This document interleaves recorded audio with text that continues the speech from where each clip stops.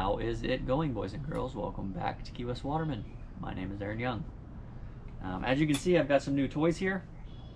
A lot of you guys have been asking about these. These are the dirty water, shallow water mangrove guns. We've been working on getting some prototypes made, and these are them. We did two different models. We did an open track, excuse me, and an enclosed track. They just came in a couple days ago. Will and I were able to get out yesterday afternoon and put them in the water and do a little bit of testing. So what we're going to do is we're going to jump to that footage, kind of show you guys what I saw, how it felt, how they handled, and I'll meet you back here and we'll talk about them. If you're interested in getting one, I'll give you the information on how you can pre-order, and we'll go from there. I'll see you shortly. I need my snorkel, Tipsy. I need my snorkel. Good girl.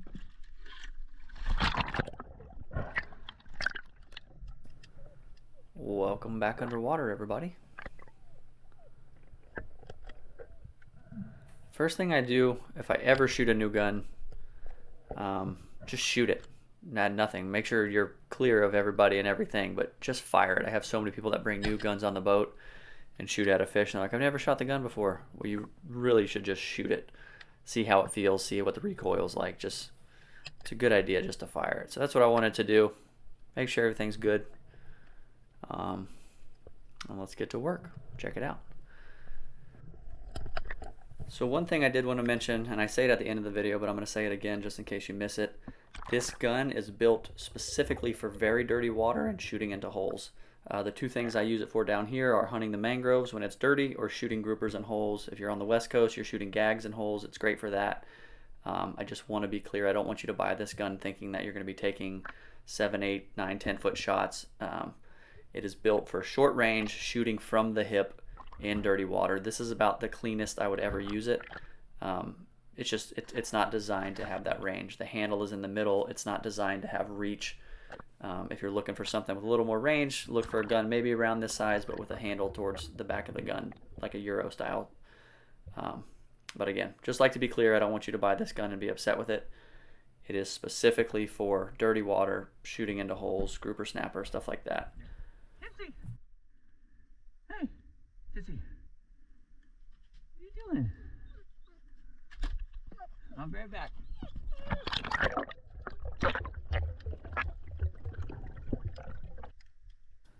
So we actually moved spots. The very first spot, I didn't see a single shooter mangrove. So we did end up moving. Swam around for about an hour. Literally didn't see a single shooter fish. Jumped in on the second spot and hit this corner. There was a bunch of nice fish. Kind of being patient and quiet, just waiting. I want this fish to come into range. Again, this is a hip fire gun. That fish gives me the broadside, and I let it fly. And it hits its mark. So if you're new to spearfishing by chance and you don't understand what I'm saying when I say open track versus enclosed track, an open track is obviously open. There's nothing holding the shaft down. That's a part of the gun. The shooting line is what holds the shaft down. You'll see when I reload this gun. And an enclosed track has almost a complete circle routed out of graphite, just enough in the top to hold the shaft into place. So you'll see this is my open track. It's just a wooden track, wide open, and the line that I run across the muzzle there is what holds that shaft into place. When we get to the enclosed track, I'll show you and explain that.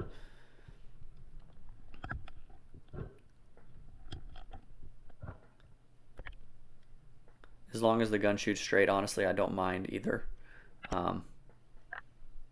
I've got guns that are both. I don't prefer one over the other. Some people say that enclosed tracks are more accurate, but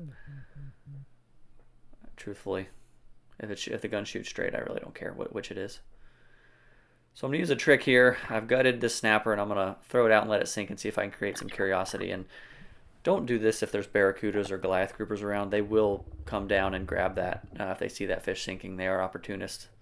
I've had it happen one time ever, and you just got to be careful with the area. And it works. You can see this bigger snapper's curious, and he comes in, and I let it rip, and this thing is a ninja. The shot was on. You can just see right when I pulled the trigger, whoop, turns his head, and just honestly just got out of the way. That was pretty impressive. I've had that happen before. I know it's kind of hard to tell with the angle because the camera's on my mask, so it kind of looks off, but that was pretty close to a stone shot. It was right up above the gills, a little bit behind the eye. Definitely would have hit the fish, but it was faster than the gun was.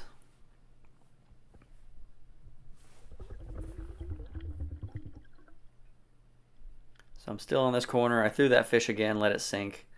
They come back in, and again, just to give you a little bit of perspective, this is about a 5-foot shot, and the second that gun clicks, those snappers are quick. They turned and got out of the way. So first impressions when I did load these, when I first got in the water, I kind of felt like the bands were a little soft. So I think that's the only thing we'll end up changing. I actually did shorten the wishbones a little bit while I was out there, and it did help, but I think we will end up going a little tighter with the bands just to give that shaft a little more speed out of the muzzle. Doesn't happen often. You have a fish that's able to get out of the way like that, and for it to happen twice in a row, I just felt like maybe the shaft speed was just a little lower than I'd like.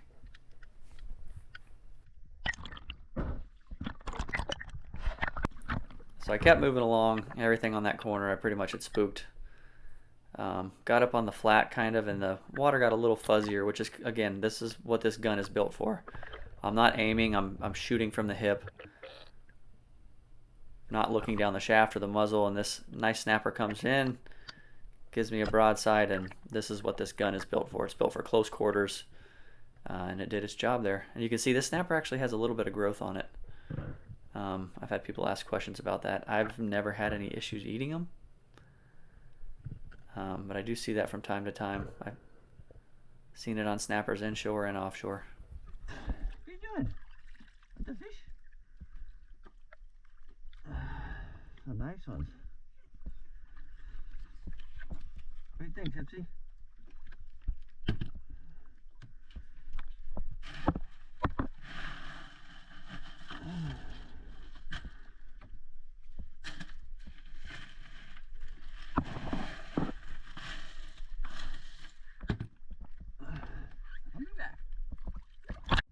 Did you get one?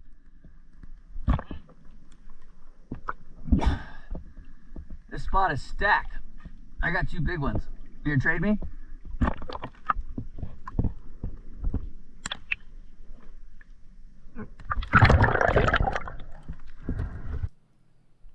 So I ran over to Will. He had the enclosed track gun. I wanted to get a chance to shoot both. This is his fish on the stringer, if you're wondering, just so you don't wonder where that fish came from. I'm up in here, see some nice ones, and I just stopped dead, completely still. They're still curious, so I want to give them a second, see if they'll come around.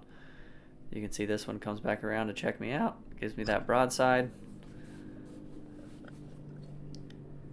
And these things shoot true. I love them. And this one actually had a really big growth.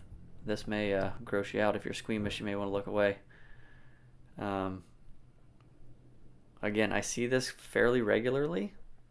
Inshore, offshore, big snappers, little snappers. I've eaten them like this. I've never had any issues. Who's to know if there's any long-term effects? I don't know, but this one I actually was kind of curious about. That's the biggest one I've ever seen. Wanted to cut it off and see. And there's never anything growing into the meat. It just looks like kind of scar tissue. So out of curiosity, I kind of wanted to see what this thing was made of, and it just, again, looked like meat and scar tissue, kind of. Couldn't really tell. No scientist.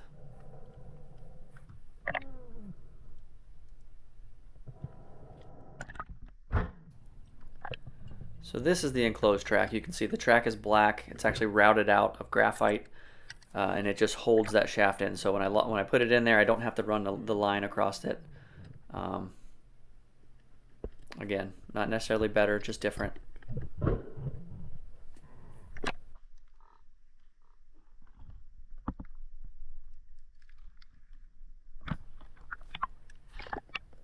So the water started to get a little fuzzier, and this is what I like. This is what this gun is built for. You can still see 7 or 8 feet out there, but it had a little cloudiness to it. Ideally, I want 5 foot or less visibility for this gun. Really let you sneak up and get close to those fish. And this gun, because it's small, is very maneuverable. And it tracks really well. And this was just, without a doubt, my fault. I led the fish. I thought it was going a little faster than it was. You can see I stayed a little in front of it, and I anticipated the fish to keep swimming, and I shot just in front of it, just a hair, and I missed.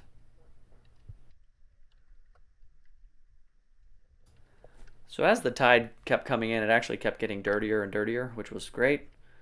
But these fish were just staying a little out of range, and I did kind of want to try a farther shot. Again, I'm going to be annoying about it. This gun's not built for long shots, but just out of curiosity, I kind of did want to throw one. And this mangrove stays a decent ways out, and I threw a shot there, and it hit its mark. I was pretty stoked about that. But again, if you're interested in a gun, stay tuned. I'm going to talk about them a little more in depth, and all of the detailed specs will be online on the link I provide. So just stay tuned. I'll cover a little bit more, and as always, thanks for watching.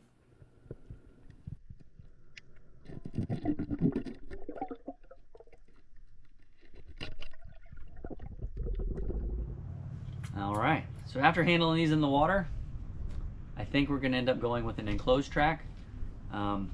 I don't mind either. They both shot great. I just trying to keep everybody in mind. I think an enclosed track is a little easier to handle as far as reloading goes, because once you get that shaft in that enclosed section, it stays in place, and it just felt a little easier to manage while I was in the water. And especially for beginners, that'll be a little bit helpful. So if you are interested in pre-ordering one of these, just listen to me ramble for just a couple minutes. I want to go over a couple things and be very clear on this gun's purpose, what it's used for, what kind of scenario it's designed for, and whatnot. So after handling it, I think the only thing I'm going to change is the bands will be a little shorter. I think the bands were just a little loose. The shaft speed was a little slow on a couple of those shots. You could see I missed fish. Some of them were just my fault, but I think the shaft speed was just a hair slow. I would have liked it to be a little faster, but other than that, the gun shoots amazing. I'm not going to change anything else. And I do want to be clear about two things specifically. This gun is not intended for clean water, long shots. If you're a beginner and you're looking for a gun that you want to start with and think that this one's small, so it may be good, not necessarily a good idea. If you're going to be in water that's more than 6 to 8 foot of visibility, 10, 12 plus, this is not the gun for you. This gun is built for shooting in really murky water and shooting into holes. The range on it is not more, I mean, it'll shoot a little further than that, but the shaft is going to slow down just because it's a small gun, small bands. It's not built for shots longer than 5 or 6 feet. So just keep that in mind. If you are going to order one, this is specifically designed for really low visibility and shooting into holes. And something else I did want to mention, I had one person ask me about it, and I just want to be clear. I do not make these myself. I am not in my garage manufacturing these guns. I did build guns years and years ago, so I do know a little bit about it. But a very good friend of mine, John from Koa Spearfishing, manufactures these for me. He has all the proper equipment. When I moved down to the Keys, I had to get rid of a lot of stuff, so I don't have the facilities to produce this amount of guns on this level and this quality. John has been in the spearfishing game forever. I promise you he makes a better gun than I could ever make. But I just wanted to be clear about that. But you, by buying a gun, you are supporting myself and Key West Waterman. So just know that. What else? Oh, pre-order link will be in the description and in a pinned comment. We are going to charge the full price up front. The first time I did this, we charged the deposit, and then I tried to find everybody and track everybody down for the remainder of the deposits, and it was a nightmare. So I'm going to charge the full amount up front just to make it easier on myself. Lead time, we're expecting should not be more than hopefully 5 to 7 weeks. Hopefully we can keep it under that. I just like to put it on the high end. You know how that goes. Sometimes things happen and it does take a little longer. So just be patient. They will get out. We want to make these right the first time. One thing I did want to ask is these are just the prototypes. We put the banana gun stamp on there. I did kind of, I don't know, I thought about naming each gun that we make. Obviously my reef gun's the Banana Gun 2.0. This is a remake on my mid handle that I built years and years ago. Because I'm down here shooting it in the mangroves, I kind of wanted to call it the Grover. So let me know what you guys think about that. I thought about getting maybe like a little G stamp or maybe like a mangrove leaf outline, and we can stamp that on there. So let me know what you guys think about that. Other than that, if you want one, pre-order link is in the description along with a pinned comment. Said that like 5 times now. And if you did enter the Simrad giveaway, keep watching to the end of this video. I'll be doing that drawing here shortly. Other than that, I think that's all I have. Cannot thank you guys enough for the support. If you have any questions, as always, please feel free to leave them in the comments. I will get to them when I can. And I will see you guys in the next one. Later. Alrighty, it is time. We're going to give away a Simrad Go 9 XSE with a Simrad active imaging 3-in-1 transducer. I actually just ordered myself one of these because I'm going to be putting it on the new GNU build, which is going to be starting soon. I'm super excited about it. It's going to be the coolest GNU ever made. Anyways, again, big thanks to Simrad. Let's get to the giveaway. All right, so this was our most recent giveaway. Ended 1 week from when the giveaway started. We had 2,214 entries. And for the sake of everyone's privacy, I'm going to block their Instagram names and their emails. But as I said, if you are selected as the winner, I will be verifying that you followed Simrad on Instagram. So I'm going to go up here in the top, pick winners. All I need is one. Drum roll.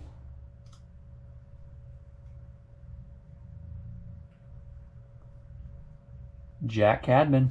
Congratulations, you just won yourself a Simrad Go 9 with a transducer. Awesome.